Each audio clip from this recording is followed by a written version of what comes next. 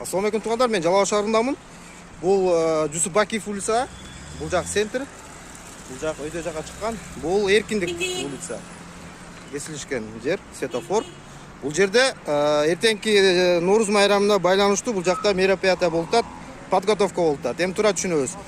Бул жерге бул гаишник частный машинаны коюп коюптур, тем более российский номер.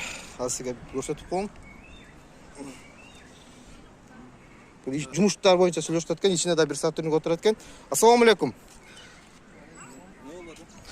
Бул машина биринчиден мыйзам бузуу боюнча турат. Менин атым Ызатбек, гражданский активист, блогермин. Сизде бир жол съемка кылгам, эсиңизде, тротуар боюнчачы. Мени?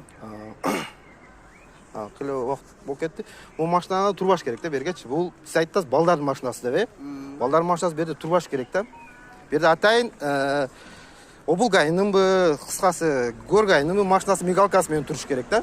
Мен азыр мына жерден өтүшүм керек эле. Эми тура түшүнөм, эртең майрамга байланыштуучу. Бул машинаны алып койсоңуз, ошондо эрежени сакталат. Алып койсоңуз. Азыр мен балдар, меники эмес эле машинасы, мен азыр балдар шақырып. Түртүп эле андачы, азыр мына мыйзам бузуу менен турат да.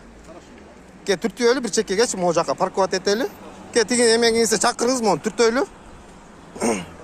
Азыр мону түртүп чеккеге обочина коебуз, ошондо мыйзам чегинде болот.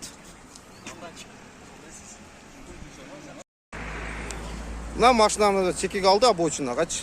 Эми мына мыйзам чегинде болду. Берге мигалкасы менен обулгайнын, горгайнын машинасы келип турса, ошондо мыйзамдуу болот.